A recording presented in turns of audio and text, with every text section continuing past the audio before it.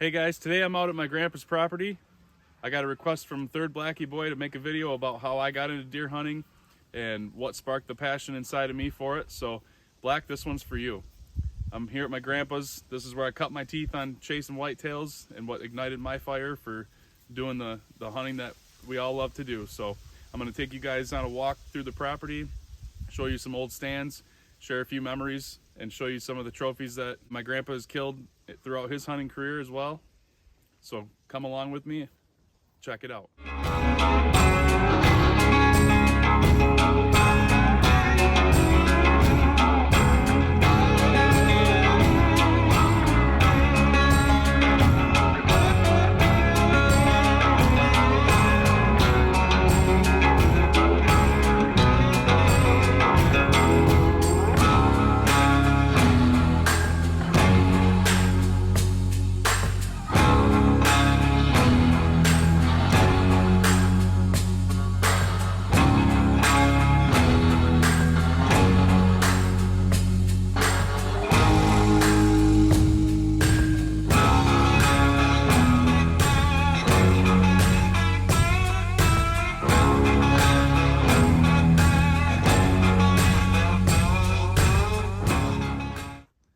All right guys, here's the small cabin that my grandfather built. This was the first thing that he built on this property after he bought it. As you can see, the deer have been using it. This was a hunting camp at first, and then he came up here, stayed here on the weekends as he slowly built the house further down the road. I actually lived here for a brief period of time. It's a really awesome place. It's up here on the side of the ridge. Road's down there. It's really a beautiful spot. So I've got a lot of memories here in this little old cabin. There's a little outhouse out back. He actually eventually put plumbing in it, but it was pretty roughnecking to begin with. Now we're gonna go down and check out a couple stands. Now my grandfather's property is on both sides of this road, and what makes this kind of unique is that on the right side, the north side of the road, it's a real thick cedar swamp, so it's really good bedding for deer. Lots of deer have been killed out of there.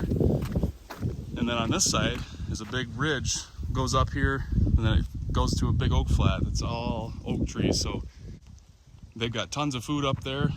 They come out of here, out of their bedding, and there's more stands up on both sides of the road up here, but there's too many really to go through and show you. A lot of them are old and dilapidated.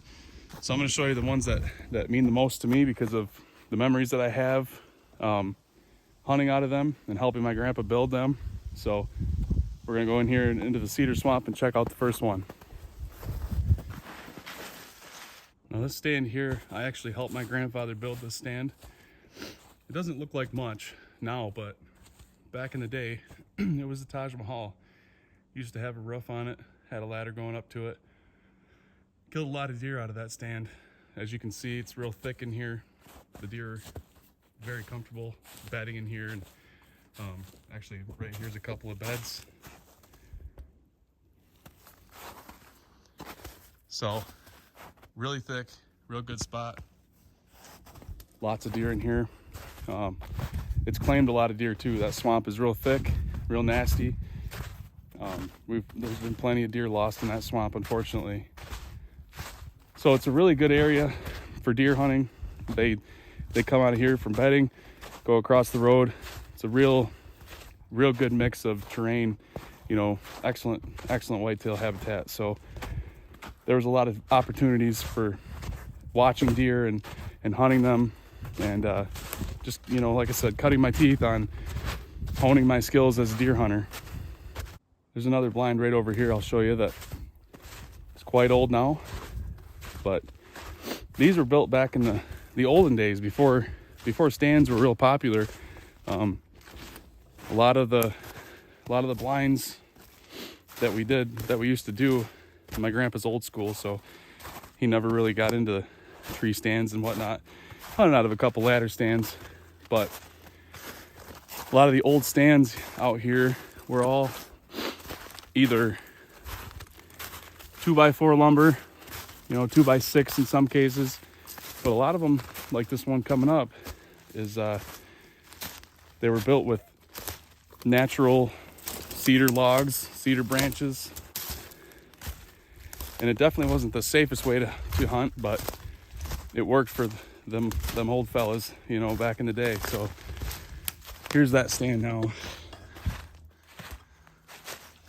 Not much left of it. Like I said, these have been here for years and years. Looks like most of it's on the ground, but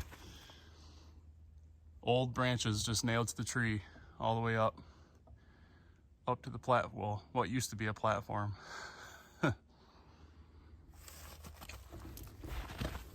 So it's kind of cool, you know. I like to just walk around sometimes and look at these old stands, and it's kind of nostalgic, you know. Makes you wonder. I always wonder when I run across an old stand like that, what that guy saw, what the surroundings were like back in the day. You know, he had to have put it there for a reason, you know. And so I think that's kind of cool to do. So now I'll take you guys, we'll walk back past the house and down towards the river. Probably my favorite spot of the property is down by the river.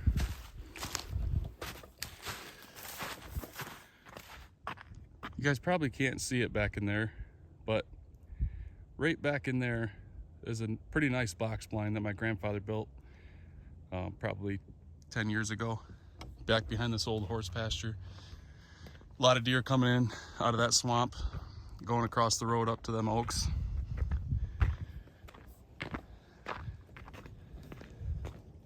So as we come in the driveway here, it's got these old wagon wheels. There used to be a big arch right here that he had built out of big cedar logs. Probably one of my favorite memories of growing up is this used to be a deer pen. My grandfather raised deer for several years back in the mid-2000s.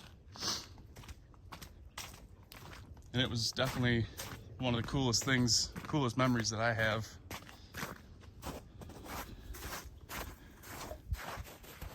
So again, guys, this used to be a deer pen. I helped my grandpa build the fence for it. We sunk a bunch of cedar posts in every 10 feet, 10-foot fence. Now it's an apple orchard slash kind of an aviary. He's got a bunch of chickens, peacocks, guineas, all kinds of different birds in here. And at one time there was 24, 25 deer in this pen. It's only about a half acre, 3/4 acre big. And used to be all wooded. He cleared it out after he got rid of the deer. But him owning all these deer, it was a great experience for me because I got to sit here and watch these deer and how they behaved and the sounds that they made and how they acted during the rut. I've got a lot of memories. He had a couple of tame deer, semi-tame, that you could actually pet, and I've got pictures of petting them and hanging out around them. And so it was definitely a really cool experience. He used to have a big silo right here that he would fill with high protein feed for the deer. And but once CWD came real hard, the DNR was forcing him to tranquilize every deer and have them tested, and he had to pay for every tranquilization and test. And so between that, the licensing fees went up every year, and the cost of the feed, he had to get rid of them. And so it's kind of bittersweet, but still a really cool memory. Like I said, a really cool experience to be able to be around them up close and personal and watch them and listen to them and how they acted. And I think it really helped me with wild deer as well. There'd be rubs on all these trees next to the pen. We'd have deer coming up to the pen trying to sniff and you know, looking for ways to get in. And so it was a really cool thing. And I've actually got one of the bucks that used to live in this pen on my wall at home. When he had to kill them off, he sold some and he killed some. When he was getting rid of them, I asked him if I could mount one, and he said, yeah, you know, which one do you want? And I said, I like that one right there. And so kind of cool, little piece of my grandpa that I got to mount and have with me forever. So that was pretty cool. Next, I'm gonna take you guys back past the house back past the pole barn. We're gonna go down towards the river, check it out.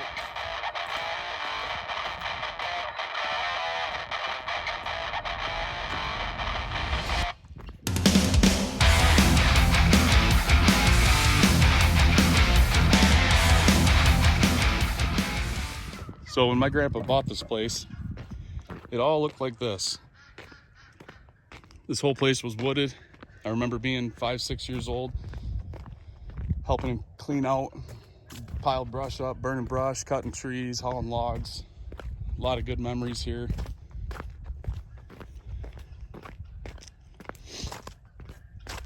It's kind of a little piece of paradise, you know, especially for an outdoorsman, hunter, you know, which is what he's always been. That's his house there.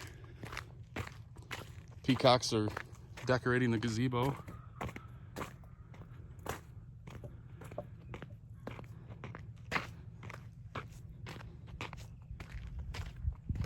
He dug all these ponds himself. He used to have a lot of heavy equipment. Had an excavator, dozer, bobcat.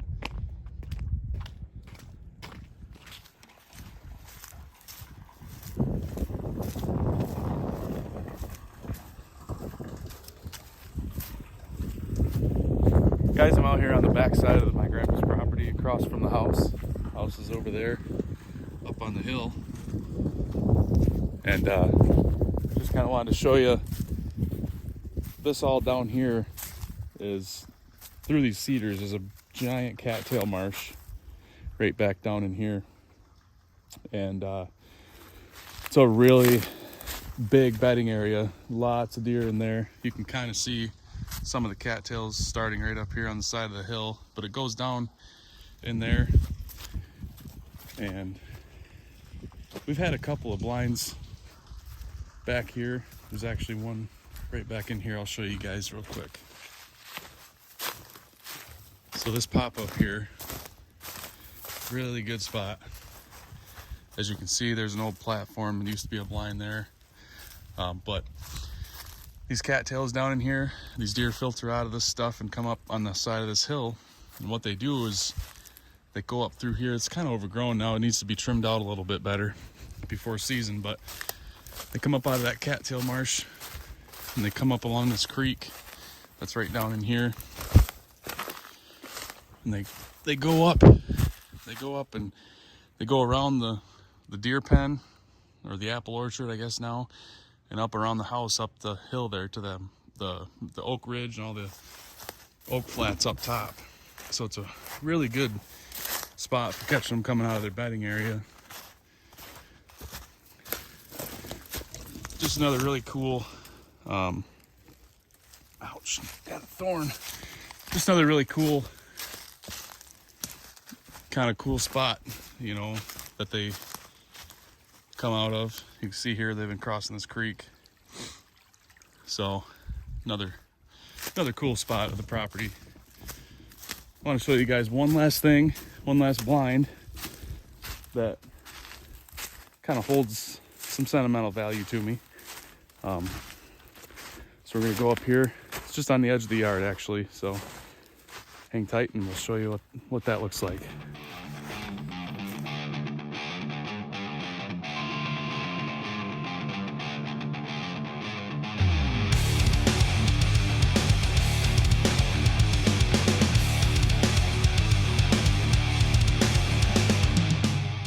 My grandparents used to have horses, and this was one of the pastures, one of the front pastures, had another one out back, and the one across the road. So this old stand right here, I helped my grandfather build that stand. I was about probably 10 or 11 years old. It used to be a really nice stand as well. Used to have a nice ladder, had a roof, a canopy, had the military style burlap camo around it. And this is literally right on the edge of his yard here. And this all used to be woods right here. So before the deer pen was here, it used to look just like this. These kind of tall pine cedars used to be real thick like that. And back in those days, baiting was legal, and we used to bait here. I was 12 years old, sitting up in this stand, and I shot my first deer. I didn't kill it, but that was the first time I'd ever drawn my bow and actually connected on shooting a deer. So learned some hard lessons there. My grandpa chewed my ass a little bit for that one because it was two fawns. It was a doe fawn and a button buck come in, and I shot the button buck and made a bad shot, and I thought I was doing something good by shooting a buck. Well, he wasn't too happy, especially when we didn't find it. So, but at any rate, that's another stand there that holds some sentimental value to me on this place. And like I said before, there's dozens of stands out scattered throughout this property. There's ladder stands and old blinds, and so this is where I grew up. That's the pole barn / apartment up there. There's probably more sheds and deer skulls in that pole barn and the workshop that's attached than you could shake a stick at. The back part of the property here, getting towards the river. My grandpa loved to dig ponds. It's another pond. Target back there for sighting in. He was like a little kid with his Tonka toys. Clearing land and digging ponds and stuff. There's actually a blind, a real old box blind right up in that clump of trees there. It's kind of overgrown. It never really produced, so we didn't really hunt it a lot. And eventually those phragmites took over, and we never really hunted out of it much anymore.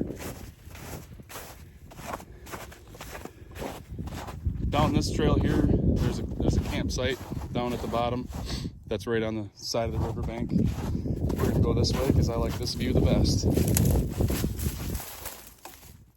Well, guys, I was gonna take you all the way down to the western edge of his property, but as you can see back here, the ice has been built up and has been melting and freezing and all that, and actually washed out a couple of the bridges down there, so it's kind of treacherous to get back there.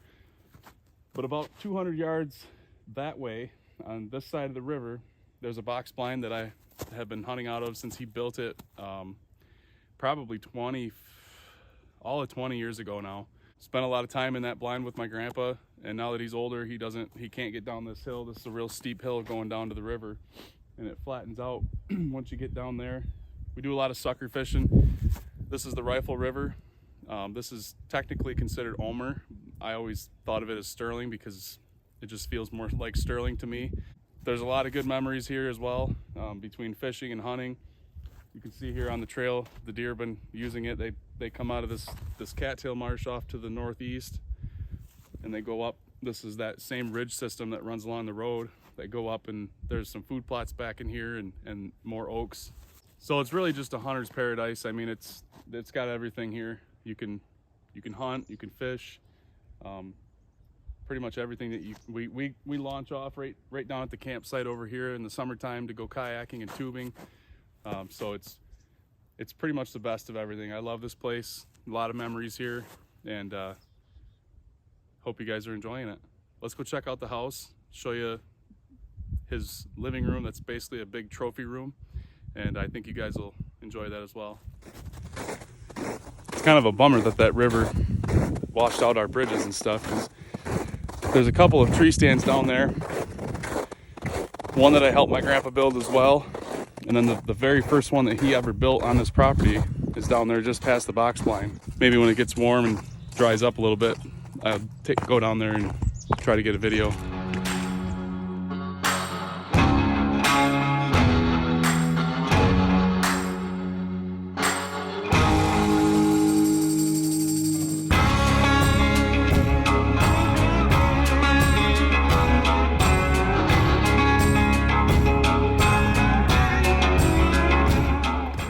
All right, guys, we're climbing the hill.